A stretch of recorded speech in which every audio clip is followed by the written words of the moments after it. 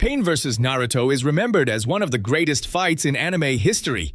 Fans call it peak shonen, peak emotion, peak Naruto.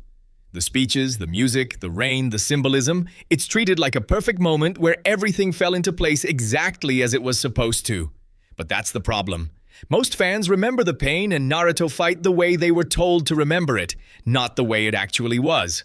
Because when you strip away the soundtrack and the nostalgia, Naruto's victory was never guaranteed. In fact, it was hanging by a thread the entire time.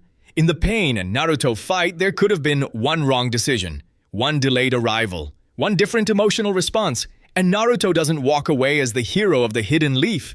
He walks away as proof that Pain was right all along. That's the part nobody likes to talk about. We pretend this fight was destiny, like Naruto was always meant to win, like the cycle of hatred was always going to be broken right here in the rain. But what if it wasn't? What if Naruto didn't say the perfect words? What if Pain didn't hesitate? What if reality didn't bend just enough for hope to survive? Because if even one thing goes wrong in this fight, Naruto doesn't become the symbol of peace. He becomes the consequence of failure. So let's stop pretending this fight was inevitable. Let's stop acting like Naruto's ideology was unshakable. And let's talk about what could have happened. The timelines the series doesn't want you to think about. The versions of this fight that are darker, more realistic, and honestly, more consistent with the world Naruto actually lives in. Because Pain was never just a villain meant to be defeated. Pain was a warning. A warning about what happens when suffering goes unanswered. A warning about what endless war does to children. A warning about the cost of believing that kindness alone can fix a broken world. Pain wasn't born evil. He was created, molded by loss, hardened by reality. And the terrifying part is that Naruto was walking the exact same path. The only difference was timing. Pain lost everything before he found power. Naruto found power before he lost everything. That's it. That's the gap between hero and villain. And during their fight, that gap was razor thin. Because Naruto didn't defeat Pain by overpowering him. He defeated him because Pain hesitated, because Pain listened, because Pain still believed deep down that someone else might succeed where he failed. But what if he didn't? What if Pain stayed true to his own logic? If that happens, Naruto's words don't save the day. His empathy doesn't stop the cycle. And the leaf doesn't get rebuilt with hope. It becomes a monument to Pain's philosophy. This fight wasn't about fists or jutsu. It was about which worldview would survive. And for most of the battle, Naruto was losing that argument. Pain believed peace could only be achieved through fear. Naruto believed peace could only be achieved through understanding. One of those ideas is ugly, the other is beautiful. But the question the series never truly answers is this: which one actually works? Because in the real shinobi world, where villages use child soldiers, where wars never end, and where trauma is passed down like a family heirloom, Pain's logic doesn't sound insane. It sounds practical. It sounds earned. And that's why this fight is so dangerous to Naruto's character. If Naruto had arrived too late, if Hinata died for real, if Kakashi stayed dead, if Nagato never revived the village, Naruto wouldn't be standing there preaching forgiveness. He'd be standing there demanding blood. Naruto has always been compassionate, but that compassion is conditional. It exists because he believes people can be saved, because he believes suffering can still lead somewhere better.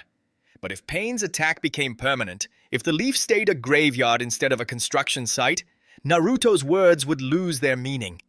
You can't talk about peace while standing on a pile of unburied bodies. You can't preach understanding to ghosts. At that point, Naruto isn't thinking about cycles of hatred. He's thinking about accountability, about justice, about making sure the person responsible never breathes again. And for the first time, Naruto wouldn't be wrong for feeling that way. That's what makes this scenario so dangerous. The moment Naruto chooses revenge, the audience would still be on his side. Because how do you forgive genocide? If Hinata truly died in front of him, not as a fake-out, not as a dramatic pause before revival, but as a permanent loss, Naruto wouldn't just lose control, he'd lose restraint. And restraint is the only thing separating Naruto from becoming exactly like Pain. The Nine Tails wouldn't just surface as a burst of rage, it would become Naruto's justification. He wouldn't see Kurama as a monster anymore. He'd see him as a necessary weapon. And once Naruto accepts that mindset, there's no coming back. With Kakashi gone permanently, the last stable authority figure in Naruto's life disappears.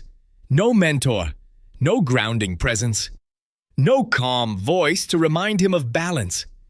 Kakashi was proof that suffering could exist without turning someone cruel. Without him, Naruto's example of restraint dies with him.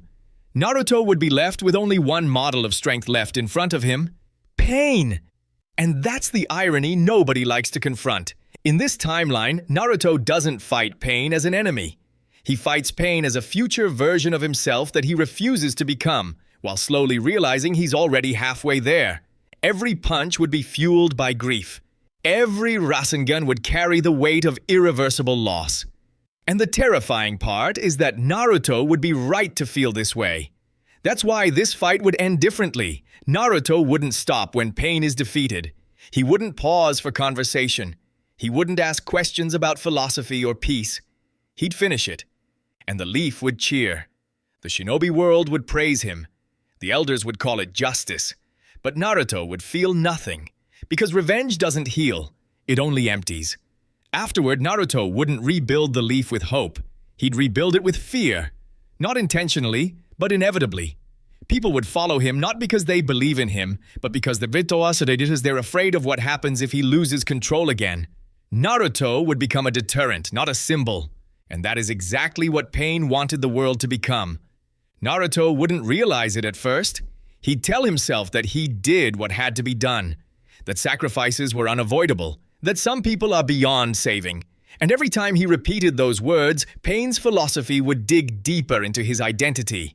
This is the version of Naruto that doesn't talk about peace. This is the Naruto that enforces it. And the scariest part is that the world would accept it. The villages would stop fighting, not because they understood each other, but because they understood Naruto. Wars would end faster. Conflicts would be suppressed. And slowly, quietly, Naruto would realize that pain succeeded through him. The cycle of hatred wouldn't be broken. It would be managed. And Naruto would live with that knowledge for the rest of his life. Because once you kill for peace, you can never claim you're different from the people you killed.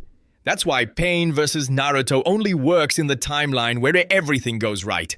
The moment things go wrong, permanently wrong, Naruto doesn't rise above the cycle of hatred. He becomes its final enforcer. And that's the version of the story Naruto never wanted you to see.